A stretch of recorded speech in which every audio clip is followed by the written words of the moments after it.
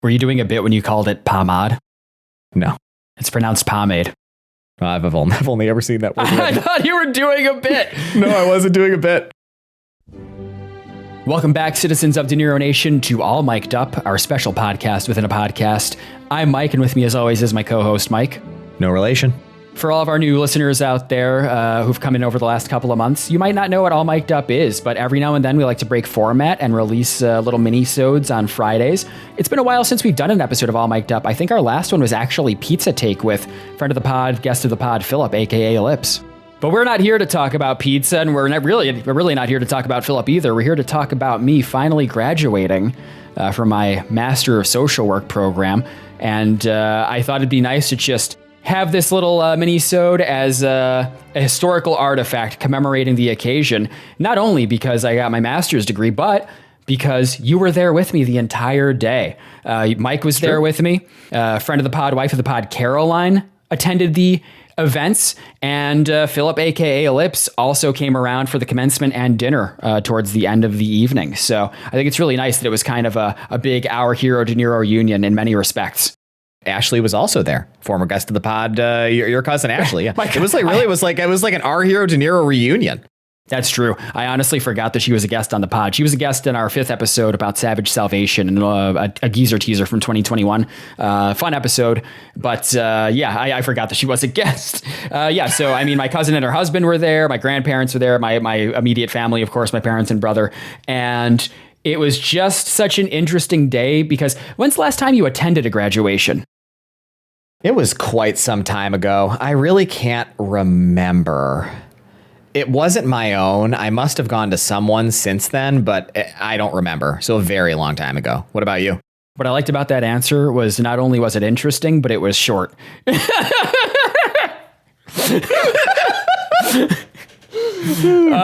on with it. I think the last graduation I attended might have been my undergrad graduation way back when. So I really kind of forgot how fucking long these things are. Oof, and it was interesting too, because it's a master's program. Our MSW graduating class, which is about 60 people, although a few people didn't come for the ceremonies, it's probably like 50, 55 people. We started off with a hooding ceremony and reception that was just for like the MSWs and their guests. And it was interesting because I went into graduation like not caring at all, not feeling bothered or stressed about it, besides the logistics of like planning the arrivals and activities for the people who are coming from out of town. But it was so funny. We went to take a class photo before the hooding ceremony, and I could just feel my heart rate just shooting up. It was really funny. And then during the hooding ceremony, my heart rate was like at a steady 110 the entire time, even though I really like didn't have to do much. It's interesting how that happens, just having to do anything. It's how I felt during a lot of presentations during the program, where even though I felt totally comfortable with the material and knew I was going to give one of the better presentations in the class, when it's go time, when it's action, I'm like Al Pacino in Heat. I'm like, I got to keep my edge. Do you think Al Pacino's heart rate runs high in Heat? It's an interesting question.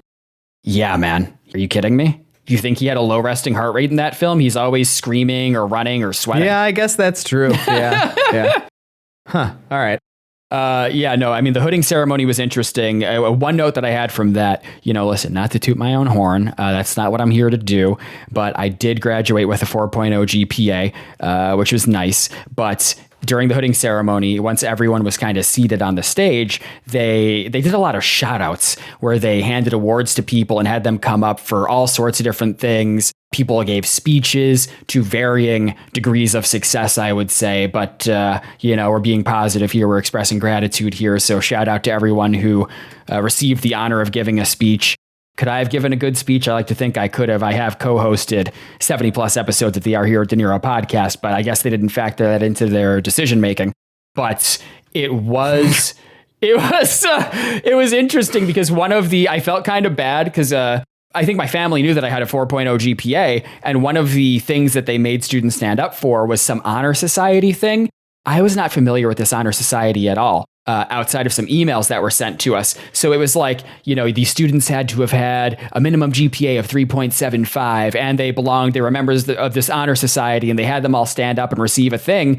And I didn't stand up for this, and they did it alphabetically. So I just thought to myself, like, oh, I hope my grandparents don't expect me to be standing up for this thing, because no one in the program had ever mentioned this fucking honor society. And I would receive emails from it where it'd be like, you're running out of time to sign up for this honor society. And I was like, what the fuck is this? It's like, does this matter at all? And I could not find anyone mentioning it at all. So I just ignored those emails. And I thought it was kind of funny that there would have been some sort of marginal payoff at the end of the program during that ceremony, but it had not been made clear to us.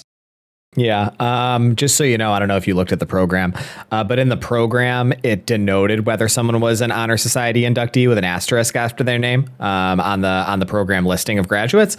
And so I knew coming into it that you were not going to be one of the people who've been inducted into that Honor Society. Not sure if your grandparents read the program as closely as I did, but I appreciated your explanation at the end of the hooding ceremony because I was super confused about how you hadn't been inducted, knowing how high your grades had been. I was like Caroline and I were whispering to each other, like, why is Mike not on this list? So that makes sense that you like. Could you imagine if I had been lying the whole time and I was like, I just started by the 3.1. Like, I was like, man, this guy graduated with like a 2.9. Like he just squeaked under the wire. I just did it. No, but that, funny. That was a fun event. And then of course we had the reception afterwards, which was a real whirlwind of having my university's really terrible dining services food. I didn't even bother. They had like meatballs with ketchup and shit. I thought some of the food was good. The meatballs with ketchup seemed bad. But I really thought that the caprese salad little skewers were really nice. And there was something else that I liked too. I can't remember what it was. Something that I dipped. But it wasn't the meatballs. The meatballs seemed really stupid. Yeah. Like, I don't know. It didn't seem good. Do you say caprese? I've always said caprese. I think you can say it both ways, but okay, I think that's yours nice. Is probably nice. I think yours is probably the more acceptable way, though. I think I'm saying it wrong, much like pomade. Pomade. Yep. I think this is great. We're really turning it around on me. I feel like in our general recording, it's like a 3-to-1 ratio, me correcting you on mispronunciation versus you correcting me on mispronunciation. But you are lighting my ass up today. It's fun. It took 72 episodes of the podcast and me earning a graduate level degree. You finally learned to speak. Most of the classes were actually just they were just like speech classes, like basic phonics. Yeah. Pomade. No, and they like hit my hand with a ruler. It's pomade. All right. One of the nuns from the convent turns around and smacks your ass with a meter stick. And then of course after that we had the commencement, which felt like the world's longest thing ever, and it was brutal because of course, like most of the day, it was just standing. And even when we were waiting to line up for the commencement, it was more standing. And I was wearing loafers, which weren't the most uncomfortable pair of shoes ever, but weren't like comfortable and ergonomic and soft the way that my Ultra Boosts are. And by the time we sat down for commencement on the fucking folding chairs that they had out for the students, there was just a dull ache shooting all the way up from the bottom of my feet through my like lower back. It was brutal. I was suffering. And of course, I actually took the next day off because I was spending it with my cousin Ashley and her husband Matt. But the next day I went and did my weekly long run. But the commencement, what'd you think of that?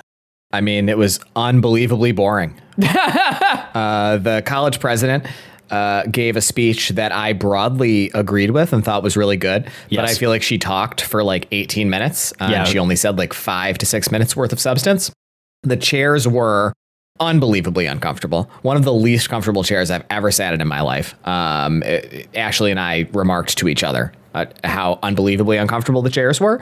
And I have one little funny story about the commencement. Oh, yeah. So I sat between cousin of the pod, friend of the pod, Ashley, and wife of the pod, friend of the pod, Caroline, a.k.a. Bad Cree. And they are both big spelling bee players, New York Times spelling bee. Jesus Christ. And so they were both playing at the same time. I'm not sure if it was just something that happened spontaneously or if one of them looked over and saw the other one was playing and was reminded to play the game. But they're both really, really, really good at the game. So they both get genius every day. And as they were getting farther along and doing the puzzle, I was having a lot of fun looking over at one of their phones and telling the other one if they were ahead of them, like kind of like chiding them, like being condescending. It was a really, really nice time. I'm sorry to say, sorry, Caroline, I'm not trying to roast you here on air, but Ashley did ultimately end up winning out. I think she scored Genius 109, whereas Caroline only scored, I think, Genius 106 or Genius 107. So honestly, Caroline, hope you're doing a little better on that. Ah, man, I don't know. I don't know if you, I think that's like information you should have taken with you to your grave. Like when Alfred burns Rachel's letter to Batman in The Dark Knight, I think that you should have done that with that information about spelling bee. What else does Caroline have when it comes to these games that we compete on? She barely plays Wordle, you know? She's not winning map tap. Neither am I, for what it's worth. My geography is not good relative to the rest of our groups. She had spelling bee, you know? She was the queen of that kingdom, and you took that from her. I think Caroline is generally quite good at map tap, isn't she? I think that like you and me are pretty bad. I think you're a little bit better than me. But I think that Caroline, Philip, and Andrew, they all cluster pretty closely together most days. I think it's like a rounding error between the three of them. Yeah, I mean, listen, I don't pay much attention to the results of that game, so it's entirely possible. Also, you two need to get back on the MIDI crossword, you know? Yeah, I do need to get back on the MIDI crossword. I mean, listen, I don't have much else to say about the events of the day, but I was doing reflecting on the program itself and the course curriculum and kind of my takeaways from the program. And it's interesting because I deliberately wanted to take as many classes in person as possible because I figured if I'm spending the money on this degree, you know, and you have to take internships during the program, like 2-year-long internships, so it really fucks with your ability to work a normal full-time schedule. I figured I may as well spend as much time on campus as possible and really enjoy that small upstate New York liberal arts campus kind of vibe. And it was interesting because I was in classes with a lot of people coming straight from undergrad in their early 20s. And you could tell the last semester, especially, they were just so itching to be done with it and move on to whatever in their professional careers. And I felt the opposite way where I thought to myself, like, you guys do not appreciate how fucking sweet this lifestyle is of just studying and writing and being an academic whenever you want, you know, making that schedule for yourself. I loved waking up, making coffee in my AeroPress and going to the library and just working for hours on whatever I needed to do. Like, that's just, I don't know, like I really gelled with that lifestyle. And if it was not for needing to make money, I could totally see myself. I would aspire to be like one of the ancient philosophers, you know, wearing a tunic and sitting on the steps of the Parthenon with my hand to the bottom of my chin like the Thinker sculpture. I think that'd be a great lifestyle to have. I think that you can probably do that, right? Like, you're going into private practice. I think that you can structure your life such that you have the flexibility to live the way that you want to live. And thinking about the course curriculum, I think that it's interesting because it covered a lot of important theoretical stuff. There was a lot of good material in the program, but from a clinical practice perspective, so much of the learning was done in the internships, like in the field. And I felt like when it came to the program itself, one point of contention that I kind of had with some of my classmates was, you know, being older, being more seasoned, having some time to reflect on my previous educational experiences in undergrad. I mean, in undergrad, you know, I don't know what kind of student you were, but I graduated with a 3.1 GPA. I did not take that shit seriously. Hey, I also graduated with a 3.1 GPA. Yeah, I was not a good student. That's something I tell people about myself in my life now. I'm very highly competent and I think generally well-respected professional. They're really surprised to learn that about me. I think that if I went back to school now, I would do quite well, but I did not work hard as a student in either high school or college. Yeah, this is a fun time to share very briefly an anecdote about when Mike and I reunited and really became friends. Was, you know, we went to the same high school, but he was 2 years ahead of me and we knew each other. We were friendly, but we weren't really friends. And we ended up by pure coincidence attending the same college, and we had the same statistics class, which was mandatory for my degree program. I majored in psychology and minored in philosophy. And it was one of these big, you know, study hall seminar kind of classes with 150 students. And Mike and I, we ended up sitting together the entire semester. And we just spent the entire semester making fun of our professor and doodling. And I had to retake the class. I got a D. I had to retake it over the winter. And I ended up getting an A on it when I retook it. But it was so funny how badly I shat the bed on that class because you and I were just goofing off the entire time. But that's really when we became friends. I think ultimately, honestly, it was way better for us in our lives that we goofed off in that class than it would have been if we'd gotten a good grade. So I think really time has kind of vindicated us. That is really interesting. That's one of those butterfly effect things where it's like all we had to have done was just like not sat near each other. Just like, oh, hey, good to see you. And like just sat in different rows. And that would have been, This podcast would not exist right now. Our lives would be completely different. Think about what important fixtures we've been in each other's lives over the past 15 years. Like, it's almost impossible to imagine what things would be like, to be honest. Like, it'd be so fucking it would weird. just be so different. Yeah, it's crazy to think about. Yeah, I generally agree with you. I think that's one of the things that I reflect on, honestly, as I think about not only the way that I think about my education in college, but also the way that I felt about it at the time and how relatively unmotivated I was, even as a smart person who has the capacity to have a good work ethic, to work hard when I was in college. It's all totally academic when you're in the classroom. And now, as a business manager and as a business architect and as somebody who like thinks about strategy and works a lot with people and has to think about all those kinds of things like organizational dynamics and that kind of stuff, I encounter stuff at work. I majored in anthropology and triple minored in psychology, philosophy, and literature when I was in college. I encounter stuff all the time at work that makes me reflect on papers that I read, papers that I wrote, stuff that I learned in my psychology and anthropology coursework in college that I just could not have given less of a fuck about when I was like in my early 20s in school. And I think that stuff is actually really interesting, and it would be helpful if they would find more ways to tie some of that stuff to actual, real, practical, occupational experiences folks are going to have if they're not planning on becoming a clinician or a researcher. Like if you're doing a psychology program and you're not going to become either a clinician or a researcher, what are you going to do that's going to give you practical experience with that stuff? Like that's like a really difficult problem. Yeah, I don't know. I agree with you. Yeah, I think it's interesting reflecting on our changing mentalities over time, because when I went into the program, I had a previous career working in tech sales and marketing for a while. So that really helped me with developing my sense of discipline and organization and motivation. I really pride myself on working hard and doing a good job. But going into this program, I thought to myself, like, there is no need to overdo it. B's get degrees, as they like to say. And I wasn't concerned about having a 4.0 or anything like that. That's never been a thing for me. And it was funny because I went into this program with a bunch of people who are like hyper anxious, Gen Zers or whatever, who were concerned about getting that. And I saw them over the course of the program dropping like flies where, oh shit, they got a B+ on one paper, and that's all it takes to bring it down from a 4.0 to a 3.9. And it's like, oh, you're out of the fucking game. And it was so funny because they started to realize that, okay, this doesn't actually matter. Like it's totally B's fine. do get degrees. It's totally fine to get a B+ on a paper. It's not the end of the world. But then conversely, I thought to myself, the longer the program went on and I had the 4.0, I thought to myself, oh, I'm kind of just doing this already. I may as well just see if I can get over the finish line with the 4.0. And I realized something about myself, which is, because I would talk to Philip about this sometimes, and he would say, like, you don't need to overdo it. Like, you don't need to kill yourself over these assignments.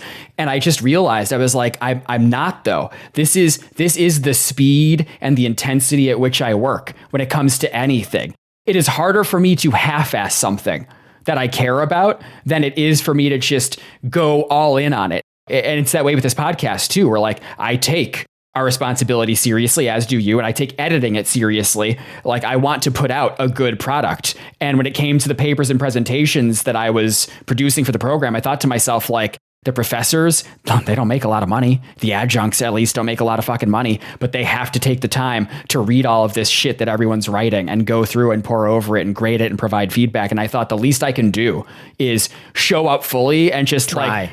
Whole ass it, not half ass it. And that was very motivating for me. I was like, oh, whatever. I was kind of like coming into myself in the sense of like thinking, oh, like this is entirely self-motivated now. I'm doing this for me. Can I bring the same level of intensity and care that I brought to the startups and tech companies and other places that I was working? And it does feel different when you're doing it for yourself and going, oh, the buck stops with me. Like I could half-ass this, but at the end of the day, I will have known that I half-assed it. How is that going to make me feel, the rest of this semester? And I knew it was like, I wouldn't feel great about that. So I would just like fucking try to nail everything. And I did. Congratulations. I really appreciate that perspective, like thinking about, the toil that professors and instructors have to go through reviewing students' shitty work and providing them feedback and trying to make them better. Generally, I think that you can apply that framework of thinking about the way that your work is going to affect other people in essentially any facet of life. Like that's something that I think about when I'm at work. And I generally, I really do look down my nose at people who don't work hard at their corporate jobs, even if they are ultimately not the most important thing in the world. Because at the end of the day, if you have a nice, cushy email job, as many of us do, somebody else would be happy to have that job. So even if you don't think the job is very important, you should work hard, because there's probably somebody out there who doesn't have a job as good as yours, who would happily work as hard as they could to get it. And I don't know if you're being a very nice person, honestly, if you aren't willing to put in the amount of work that the least fortunate person would put in to be as well off as you are and have a nice, cushy email job. Yeah, that is something I think about a lot when it comes to online discourse around office jobs or email jobs, as they're colloquially known, where on the one hand, people are so upset about return to office mandates and having to, feeling like they don't need oversight and I'm more productive when I'm at home and this is a total formality with no real purpose behind it. And I get that to a certain degree because post-COVID, I worked fully remote. So I get where they're coming from. Like having a commute sucks for a lot of people. But on the other hand, you see discourse from people online on Twitter and Reddit talking about how the entire only objective of their career is to do as little work as possible during the workday. And that's that is their prime directive, their only driving force. But they refuse to look for a job that might provide a sense of meaning or fulfillment beyond their paycheck. And I don't know, it's kind of blackpilled me against the worker focused, we should be fighting to work remotely or flexibly or whatever. Cause I don't know. At the end of the day, I think a lot of people don't reflect on these things the way that we just did on the podcast. And they see it as a means to an end. And I think that's kind of embarrassing. This is all you have. You're spending half of your waking life doing this. You're just trying to look for ways to shirk your responsibilities. I think it's pathetic. Yeah. Listen, we're really coming out with our real opinions on this topic. These are pretty hot takes. These are pretty hot takes, I think, especially in the general sort of political and socioeconomic circles that I think our hero De Niro proliferates within. But yeah, I very strongly agree. I think what you will about the kind of American society and the system that we live in, and how important a role it has prescribed that your job will play in your life and identity. But that is the culture that we live in, and it is going to be a big part of your life. And I think you should try hard at it. And I think it's cringe if you don't. People can cope and tell themselves whatever they want about why they don't think it's important that they work hard at their job. Boss makes $1, I make a dime. That's why I shit on company time or whatever, extended out to much more complex thoughts people have. But I don't know, at the end of the day, it's still your life, man. That's the output you're putting out into the world. I think that you should want it to be good. Yeah, not only do I wholeheartedly agree with that, I think kind of my advice that I would give to my MSW graduating classmates, my peers, is think about things as interconnected. I think it's easy for people to silo their experiences and think that they don't influence what comes down the road. And that's simply not true. And I think about classmates who, didn't do the readings or half-assed assignments or whatever, stuff like that. And thinking to themselves it doesn't matter. I'm near the end of the program. We're going to graduate with a 3-point whatever anyways. Fine. Yeah, you can think about it that way. And I certainly could have sleptwalked through a lot more of the material and done just fine, GPA wise. But I think that hopefully, as you get older and more mature, you start to realize that oh no, experience builds upon itself, even if it's not directly related. And the attitudes that I brought into the program from my experience working in the tech sector, that influenced how I behaved and how I performed in my classes, with my coursework. And it will extend into my clinical practice in the future. You are the same person. You're a product of all of that experience and all of that effort. So if you half-ass something for 2 years or whatever, you enter a bullshit job where you feel like you're not appreciated. So you go, I'm going to try as little as possible. That does matter down the road in ways that you can't necessarily foresee. It's good to make an effort. And I feel culturally, at least when we were younger adults, it was so cool to maintain an ironic distance from everything and not be sincere about anything. And it's no, that's fucking stupid. You're playing yourself. It is cool to try. It is cool to emotionally invest in the things that you're doing, whether it be a graduate degree program or a professional job or something as silly as your fucking movie podcast that you started in your mid-30s with your friend. it doesn't benefit you or anyone else affected to just half-ass it and act like you're holier than thou or above it all, because you're not. None of us are. Yeah. I think at the end of the day, dispositionally, just most people are lazy, right? And like I certainly am. I'm not going to pretend to be some naturally hardworking person who doesn't have to try and create systems to be a hard worker. But from an extension of that, I think I really do just read it as cope. I think most people's natural disposition is to try to reduce the amount of effort they have to put in. And I think it probably feels really good to make up some back justification for why it's actually very proud and very noble to not try very hard. So, I mean, it is what it is, right? What are you going to do? But yeah, I think that essentially what we discussed so far, I think would have essentially been, the topic that I would have discussed had I given a speech during the events of the day. And, this is really a moment of celebration for all of my peers who may listen to Our Hero De Niro. Not many of them, but maybe they'll feel enticed to click on this one, when I repost it to my Instagram story, because they'll go, oh, I did that. Maybe that'll be enough to bring them into this episode. And to them, I say, congratulations. I wonder if we'll ever interact again in any capacity. I hope we do. I think they should write into Mike at ourherodeniro.com and let us know what they thought of the episode. That's a wonderful idea. Yeah, write in, share literally any thoughts you have. We're always looking for content. I'll riff on anything.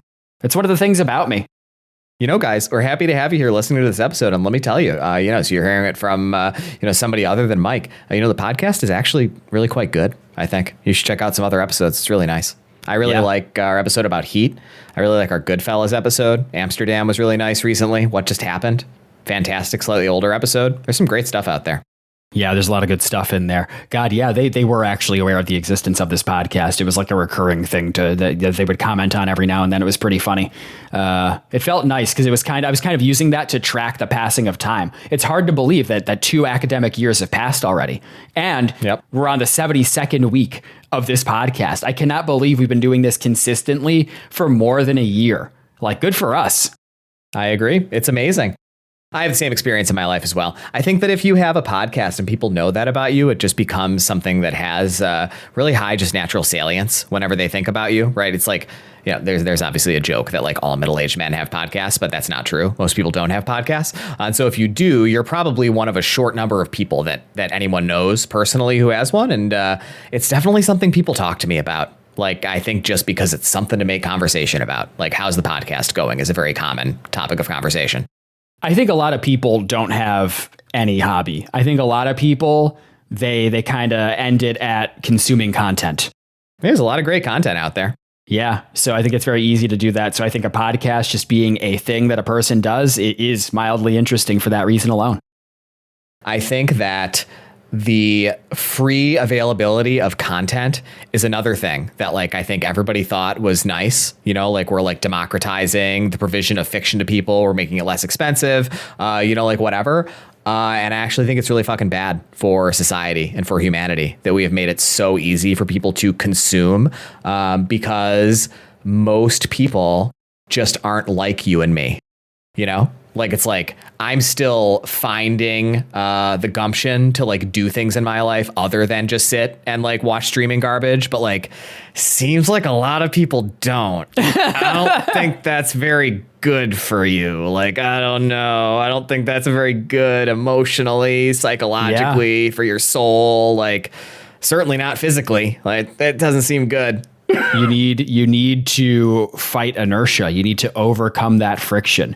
Go outside, take a walk or go for a jog or try to create anything. Right. Maybe sing a song. Sure. Make something with your hands. Yep. It's activating different parts of your brain. It's an active, engaged process. Do something. Be creative. But I understand why people don't, I mean, I really think, we have created structures in modern society that I think in a lot of ways, they really don't encourage success and thriving. And that's tough. It's really tough, honestly, the way the world has unfolded over the past 10 or 15 years. Well, the way society is structured, people are valuable as economic units. Right. And consumers, it is, right? Exactly. Yep. So it is up to you to look within yourself and try to find that intrinsic motivation to go and create something or try something new or have a novel experience, because society doesn't care if you do or don't. It's true. Yeah, it's very well said. Well, I mean, I don't really have anything else to say. It was a long day, a long, tiring day, but here I am now with a grad degree. I'm very overqualified for this role as a movie podcaster. I don't think so, man. I don't really know if there's any relationship between a totally orthogonal professional qualification and being a film podcaster. I think that you and me now, 72 weeks in, are quite well qualified to be film podcasters. But I think when the podcast started, regardless of our professional qualifications or experience or credentials or anything like that, I think we were woefully underqualified to be film podcasters. So I think you're still just fine. Yeah, no, I think we're in a really good place now. Anyone who's new to this episode, don't go back and listen to the first 10. Just start with start with Godsend or something if you want to do it. I was going to say the exact same thing. Godsend would be such a good one to come in on. What a fantastic episode. Yeah, a lot of good stuff in our later catalog. I just want to take this opportunity to thank all the citizens of De Niro Nation who tuned in for this new episode of All Mic'd Up. I want to thank friend of the pod, wife of the pod, Caroline, not just for our wonderful main podcast artwork, but for our All Mic'd Up podcast artwork. That's really exciting getting to use that again. Yeah, I just want to say here, just because the timing is too good to not acknowledge, because Caroline is going to be very angry with me for sharing that story about Spelling Bee, that we debated over whether she was good at MapTap, and she just texted us with a 947, which is a virtually perfect score for today. So yes, Caroline is very good at MapTap. All right, I have to give it to Caroline. I only got an 882 today, so good for her. Shout out. Well, you beat the absolute shit out of me because I only got a 723. So really, really bad showing from me. Well, thank you for extending the length of this outro as always. Follow us on Letterboxd. I'm Mike back at you. He's Mike the Fab. Check us out online at ourherodeniro.com. Email us at mike@ourherodeniro.com. And please rate us 5 stars in your podcast app of choice. I think that's pretty much it, right? Yeah, we really need this. 5 stars only, please. And on that, we'll see you next Tuesday with a regular episode about the 50 Cent film Freelancers. Thanks, everybody.